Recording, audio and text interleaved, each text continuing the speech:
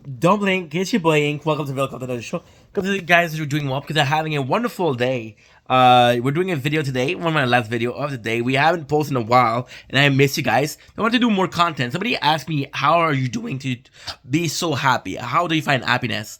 And there's a really cool story now. This is the darker side of this happiness. We're watching a Fusi documentary in the background, and we're playing the Ark Knights. So when I tell you we're back on that grind, baby, we're back on that grind, baby.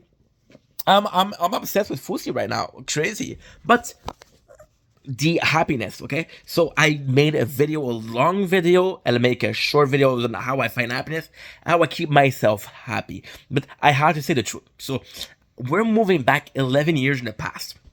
I'm 20 years old. I'm back from Cancun. I'm moving in my own apartment. Life is good. I have this amazing girlfriend, Leia.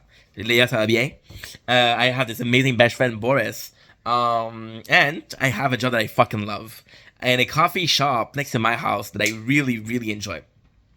So, long story short, because I tend to do long videos for a short story, my best friend, Boris, unalive himself. Right? It's insane. I became depressed. I became very sad. And I've always been that guy that was there for other people. And depression, and I'm sorry to say this, but I know this is horrible, and I'm sorry for the family of Boris. The depression wasn't it wasn't because of his death. The fact that he died, it was super sad. It broke me. It really, really hurt me. It really made me see life in a different way. But the depression came from something else. So I became really, really sad. And I was kind of like the person that was always there for other people, right? And in the same week, my friend unalived himself. I'm changing so much. And my girlfriend, the first girlfriend that I ever had, my first love, she broke up. And it's not her fault. I was being an asshole. I was being a big asshole. I was like, dude, I'm sad that you don't care. But she did care. I just didn't want some help. And I was taking my frustration of the rest of society. Because again, I was always there for other people. I was always there being nice. And I was just lucky enough to not be in a position, of where, I was in a position where I was able to help the needing help. So I was like, okay, well, now I need help. And nobody's going to help me. Give me a sec. We have to do a little bit. Okay. Because we're playing the Ark Knight, right? I'm going to do two. I have energy for one more. Perfect, no problem. So yeah, then I reach out to people and nobody cares. Nobody gives a shit that I'm sad. I'm like, I was there for all of y'all. And in one week, right?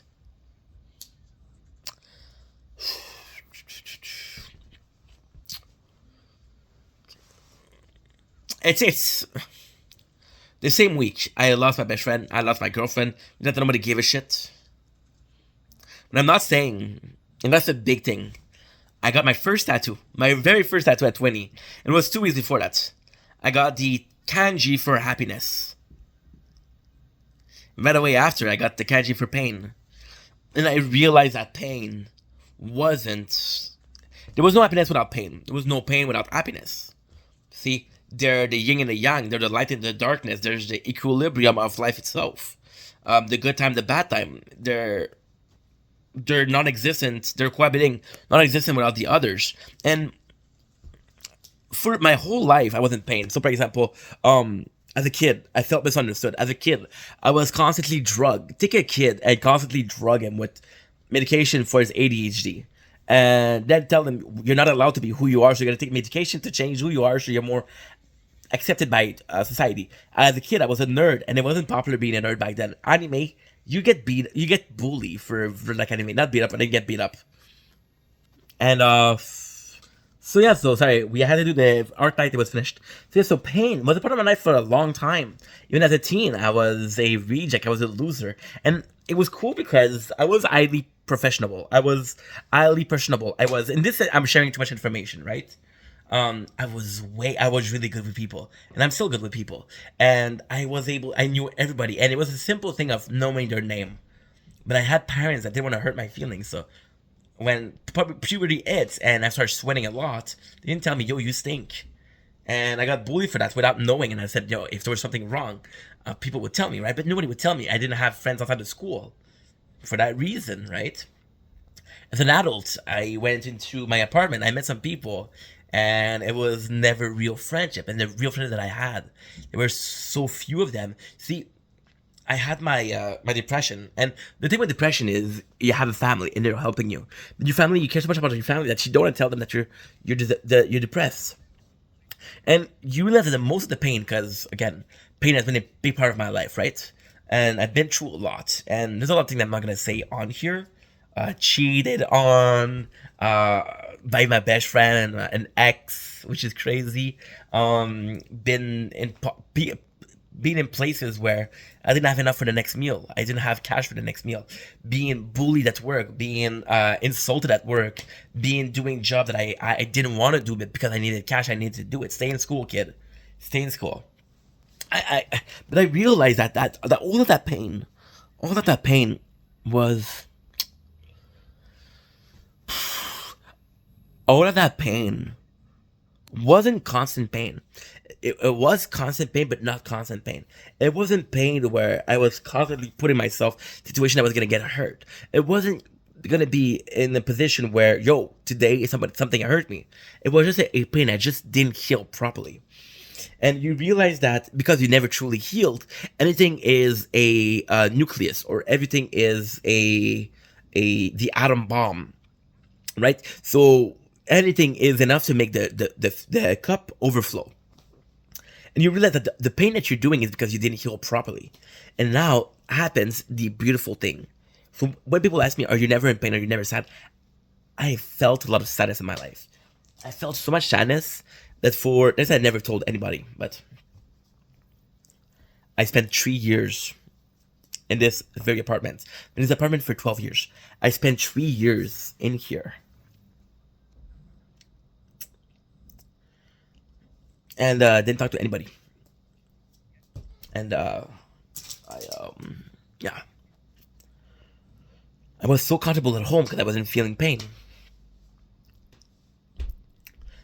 I would say here, but when the time came to leave the house, just to go do groceries, as soon as I opened this door that you're seeing here, I would be nervous. I would be anxious. I became agoraphobe, which is the fear of going out. At my worst, I remember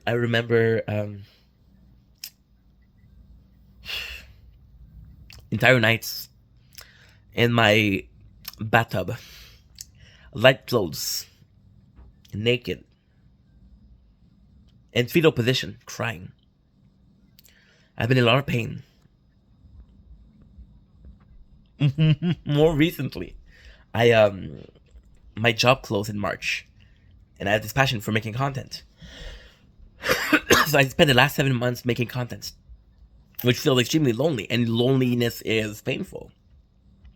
So how am I able to seem so happy when I felt pain? How was I able to heal from that pain? Am I completely healed? No. And that is the exact thing. You don't need to be completely healed. You need to be able to survive. See, the pain will make you stronger. The pain will make you able to survive in life. Life isn't easy for anybody. There's not a person in the world that hasn't suffered. Not a person in the world that wasn't hurt. There's not a person in the world that was never lied to. Not a person in the world that was never insulted. It doesn't exist. So how do I deal with pain? What is my secret to deal with pain? Understanding that pain is part of your life. Understanding that there's a... Oh. Like I said at the very beginning of the video, I said pain and happiness cannot exist without the other. They have to coexist. They're in equilibrium. Understanding that pain is a normal fate of life. Understanding that your neighbors are in pain too. It's a very perverse thing to say. My neighbors are suffering. And it doesn't make me happy that they're suffering, of course not. But I'm not the only one suffering, so it doesn't feel as lonely. Understanding that this pain that you're feeling is part of life. That's how I deal with pain. What if that pain took everything out of you? Wouldn't allow you to do anything with your life? Understanding that pain may be the weight you needed to train. When you work out, right? You lift weight until it's painful. What do you put that at? You see the amount of tattoos I have? Those are painful. Why am I doing that to myself? Pain is a part of life. The second you understand that, understand that tomorrow I might feel pain. The second that you understand that next week I'll feel pain. Next month, for sure I'll feel pain. Next year, for sure, there's going to be at least one event I'm going to be extremely pain about. And that's part of life. Don't run away from pain. Don't run away from fears. Live it. When it happens, take it.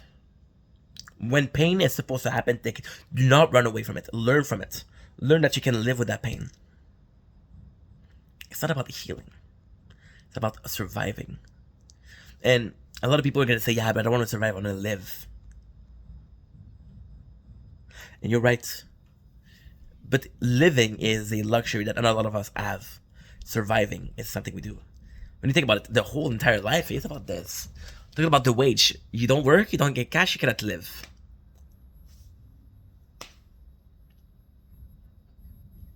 Yeah.